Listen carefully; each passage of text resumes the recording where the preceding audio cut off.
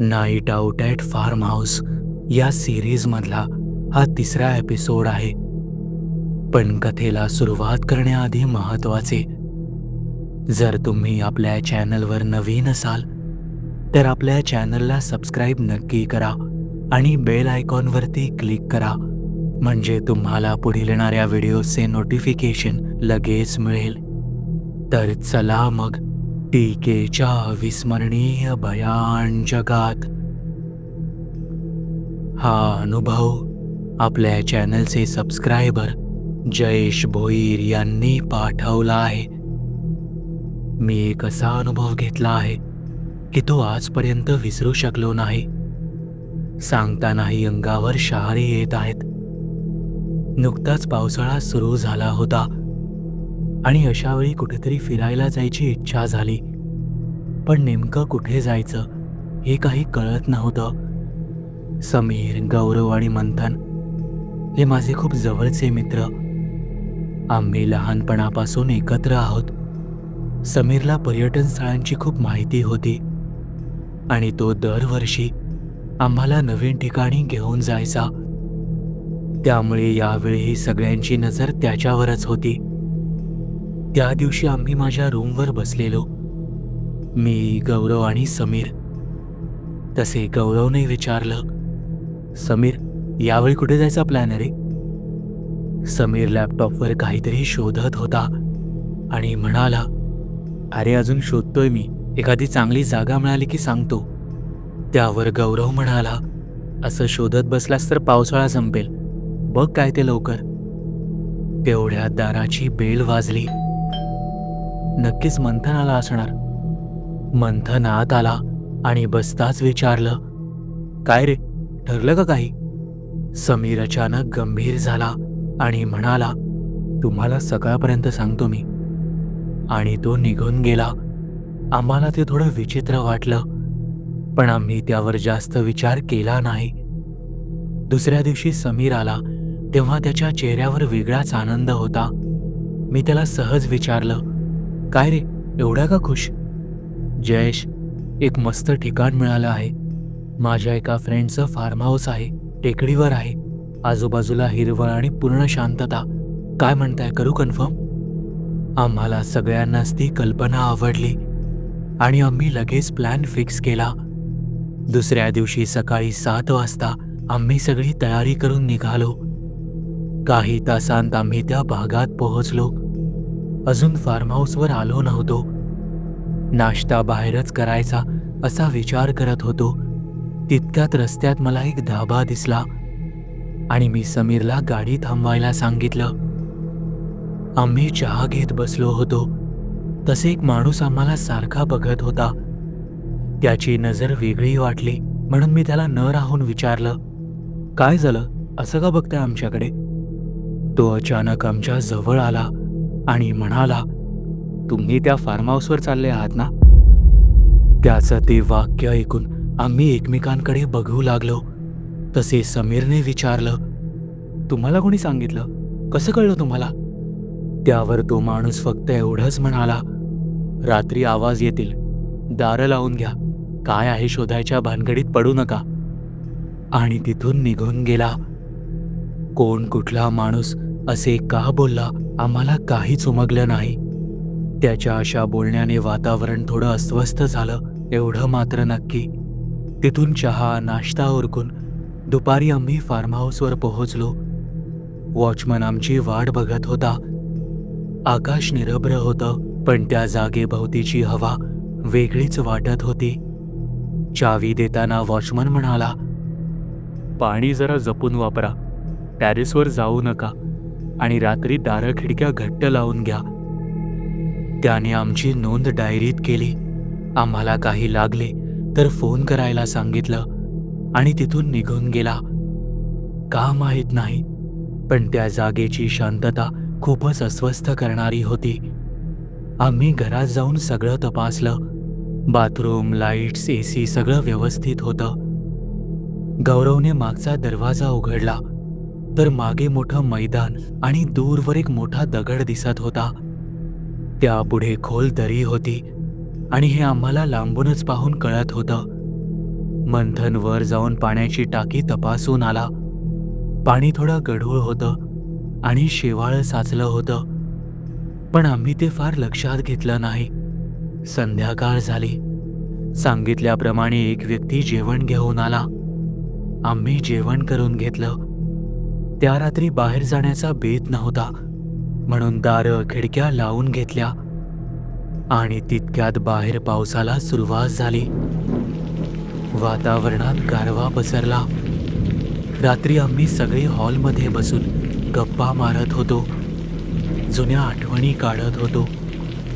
पण 9:30च्या सुमारास बाहेरून कसलासा आवाज येऊ लागला.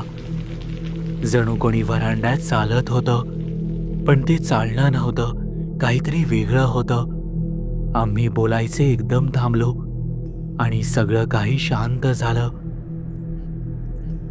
त्या शांततेत तो आवाज अगदी स्पष्ट येऊ लागला, पैंजणांचा. आवाज हळूहळू दरवाजाजवळ येऊन थांबला.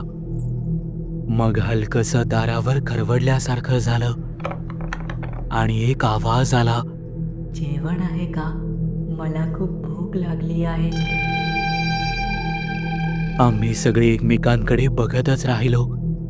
समीरने खिडकीतून पाहण्याचा प्रयत्न केला, पण बाहेर काहीच दिसत नव्हतं. फक्त दरवाजाजवळ मातीच्या पावलांचे ठसे दिसत होते. काही क्षण वाट पाहिली, पण पुन्हा आवाज आला नाही. मग तोच आवाज दारापासून लांब जात असल्यासारखं भासलं आणि पुन्हा शांतता पसरली. त्या फार्म हाऊसच्या आजूबाजूला वस्ती नव्हती. घडलेला प्रकार मनात भीती पेरून गेला, त्यामुळे त्या रात्री आम्हाला झोपच लागली नाही. आम्ही खोलीतला छोटा बल्ब सुरू ठेवूनच झोपलेलो. मध्यरात्री अचानक तो बल्ब फुटला. अंधार पसरला. पटकन मोबाईल काढले आणि फ्लॅशलाईटमध्ये आम्ही सगळीकडे पाहू लागलो. या सगळ्यात भिंतीवर एक फोटो दिसला, त्या फार्म हाऊसचा, जो याआधी आम्ही पाहिला नव्हता. वेळ पाहिली तर 3:30 झाले होते. अचानक पुन्हा आवाज आला, मला भूक लागली आहे. आणि आवाज त्या खोलीच्या खिडकी बाहेरून आलेला. ती खोली फार्म हाऊसच्या मागच्या बाजूला होती, जिथून काही अंतरावर खोल दरी होती. आम्ही कोणी काहीच प्रतिसाद दिला नाही, कारण रात्री 3:30ला असे आवाज येणे म्हणजे. मनात नको नको त्या शंका येऊ लागल्या. आवाज घराच्या भोवती फिरू लागला आणि अचानक एक नाव, समीर. आमच्या अंगावर काटा उभा राहिला. पण साहजिकच आम्ही दरवाजा उघडला नाही. ती रात्र जागूनच काढली. सकाळ झाली तरी घरातलं वातावरण जडच वाटत होतं. आम्ही सगळे उठलो, पण कोणीही व्यवस्थित बोलत नव्हतं. सगळ्यांच्या डोक्यात रात्रीचा आवाज घुमत होता. तो वॉचमन असून का आला नाही? पण कोणी काहीच बोललं नाही. काही वेळानंतर मंथनने विचारलं, काय करायचं? कालच्या प्रकारानंतरही तुम्हाला इथे थांबायचंय का? त्यावर गौरव उत्तरला, मला वाटतं याच भागातली एखादी भिकारी बाई वगैरे असेल. आपल्याला काय माहीत, गावभर फिरत असेल जेवण मागत. काही नाही होत. 2 दिवसांचा प्लॅन करून आलोय ना. अजून एक पूर्ण दिवस आणि रात्र बाकी आहे. तुमच्या मनातली भीती काढून टाका. काहीच नसेल इथे. सगळ्यांनी विचार केला की गौरव सांगतोय त्यातही तथ्य आहे. म्हणजे आपण एकदम टोकाचा विचार का करतोय? खरंच एखादी गावातली बाई असेल. त्याचं बोलणं ऐकल्यावर थोडं हायसं वाटलं आणि आम्ही त्या गोष्टीकडे दुर्लक्ष करायचं ठरवलं. खरं तर आम्हाला बाहेर फिरायला जायचं होतं. आम्ही गाडीत बसलो आणि गाडी सुरू करायचा प्रयत्न केला, पण गाडी काही केल्या सुरूच होत नव्हती. काही वेळाच्या प्रयत्नानंतर गाडी एकदाची सुरू झाली. आम्हाला थोडं बरं वाटलं. आम्ही बाहेर फिरून आलो, पण त्या जागेची शांतता आता वेगळीच वाटत होती. संध्याकाळी आम्ही परत फार्म हाऊसवर आलो. वातावरण पुन्हा तसंच झालं, शांत पण अस्वस्थ करणारं. मंथन किचनमध्ये काही खायला आहे का ते पाहत होता. गौरवने एका कपाटात पाहिलं. तिथे एक छोटा पत्र्याचा डबा होता, कापडाने झाकलेला. त्याने तो उघडला. डब्यात 2 कागद आणि एक फोटो होता. फोटोमध्ये एक मुलगा आणि मुलगी होती. त्यावर काळे डाग होते. त्या मुलीच्या हातात काहीतरी खायचा पदार्थ होता आणि मुलाच्या हातात मोबाईल. ते चित्र पाहून आमच्या मनात एक विचित्र भावना निर्माण झाली. आकाशात काही ढग दाटून आलेले. आम्ही चौघं हॉलमध्ये बसून चर्चा करत होतो की रात्री पुन्हा तसं झालं तर काय करायचं. आम्ही ठरवलं की आधीच बाहेर काहीतरी खायला ठेवून देऊ, म्हणजे कोणी आले तर ते घेऊन निघून जाईल. रात्र झाली. आम्ही पुन्हा हॉलमध्ये बसलेलो. सगळे जागेच होतो. साधारण 11 वाजता पुन्हा तोच आवाज आला. यावेळी आवाज जास्त स्पष्ट होता. जेवण आहे का? मी सायली. आम्ही सगळेच हादरलो. त्या आवाजात एक वेदना होती. समीर उठून म्हणाला, "कोण आहेस तू?" पण बाहेरून काही उत्तर आलं नाही. आमच्या अंगावर काटा उभा राहिला. तेवढ्यात मागच्या बाजूने आवाज आला. समीरच्या बॅगेतली टॉर्च घेऊन आम्ही लगेच खिडकीजवळ धावलो. टॉर्चचा प्रकाश फार लांब जात नव्हता, पण त्या अंधुक प्रकाशात आम्हाला दिसलं मैदानात कोणीतरी उभं होतं. पावसाचे थेंब पडत होते आणि त्या अंधुक प्रकाशात एक काळपट आकृती दिसत होती. तितक्या जोरात वीज कडाडली आणि त्या प्रकाशात तिचं भयान रूप नजरेस पडलं. विस्कटलेले केस, चेहरा नीट दिसत नव्हता, पण तिच्या हातात तेच होतं जे आम्ही दाराबाहेर ठेवलं होतं. अतिशय अमानवीय पद्धतीने ती लचके तोडत ते खात होती. ती अचानक वर आकाशात बघू लागली आणि आवासून पाहू लागली. आम्ही तो जीवघेणा प्रकार बघतच होतो आणि काही क्षणात ती अंधारात दिसेनाशी झाली. याआधी असा भयानक प्रकार आम्ही कधीच अनुभवला नव्हता. त्या रात्री आम्ही 1 मिनिटही झोपलो नाही. सकाळ होताच आम्ही ठरवलं इथून निघायचं. आम्ही ते फार्म हाऊस संध्याकाळपर्यंत बुक केलेलं, पण काल रात्री जे काही घडलं त्यानंतर एक क्षणही तिथे थांबायची इच्छा नव्हती. पण गाडी पुन्हा सुरू होत नव्हती. आम्ही सामान घेतलं आणि पायी चालत निघालो. वॉचमनला नंतर फोन करून गाडीचं बघू असा विचार केला. फार्म हाऊस लॉक करून चावी एका कुंडीत ठेवली, कारण वॉचमननं तसं सांगितलं होतं. आता आम्हाला कळलं होतं की वॉचमन चावी देऊन गेल्यावर इथे पुन्हा का फिरकला नव्हता. निघताना गौरव अचानक थांबला आणि म्हणाला, "कोणीतरी त्या मागच्या बाजूने धावत गेलं." आम्ही त्या दिशेने पाहिलं, पण आम्हाला कोणीच दिसलं नाही. त्या भागातून आम्ही लागलीच बाहेर पडलो. काही वेळ चालल्यावर आम्ही टेकडीच्या खालच्या बाजूला पुन्हा त्या धाब्यावर पोहोचलो, जिथून येताना आम्ही नाश्ता केला होता. त्या धाब्यावर तोच माणूस पुन्हा दिसला. त्याने आम्हाला पाहून आश्चर्याने विचारलं, "तुम्ही रात्र काढली तिथे?" समीरने सगळं सांगितलं. तो माणूस शांतपणे ऐकत होता. मग त्याने एक जुना कागद काढला, जणू तो त्याच्या खिशात कायमचा असायचा. त्या कागदावर फोटो होता, त्याच फार्म हाऊसचा. तो आम्हाला सांगू लागला, "तुम्हाला माहित नाही त्या फार्म हाऊसवर काय झालेलं ते? तुम्ही चौकशी नाही केलीत? 5 वर्षांपूर्वी एक कपल आलं होतं तिथे. त्यांच्यात काही वाद झाला.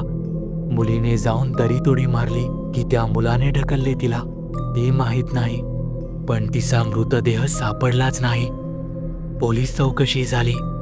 त्या मुलाचा शोध घेऊन त्याला पकडण्यात आलं. त्याने त्या मुलीला तब्बल 3 दिवस त्या फार्म हाऊसमध्ये डांबवून ठेवलं होतं, अन्न पाण्याशिवाय. तेव्हापासून ती भुकेली आहे आणि खायला मागत फिरते. रात्री अपरात्री तिचा आत्मा फार्म हाऊस भोवती फिरत राहतो. तिला मुक्ती मिळाली नाही अजून. तुम्ही या फार्म हाऊसवर येताना चौकशी करून यायला हवी होती." हा सगळा भयानक प्रकार ऐकून आमची बोलतीच बंद झाली. समीरला आम्ही जाब विचारला असता तो आम्हाला म्हणाला, "मला फार्म हाऊस हॉन्टेड असल्याचं आधीपासून माहीत होतं, पण मला खरंच पाहायचं होतं, अनुभवायचं होतं की हा प्रकार खरा आहे की नाही, म्हणून मी तुम्हाला इथे घेऊन आलो." त्याचे असे बोलणे ऐकून आम्ही त्याला खूप सुनावले. पण एक गोष्ट समजली की कोणत्याही नवीन ठिकाणी जाण्याआधी त्याबद्दल चौकशी करणं खूप महत्त्वाचं असतं. आम्ही राहिलेल्या फार्म हाऊसमध्ये इतरही लोक जात असतील, पण त्यांना कल्पनाही नसेल की त्या मुलीचा अतृप्त आत्मा त्या फार्म हाऊसमध्ये अडकून पडलाय कायमचा.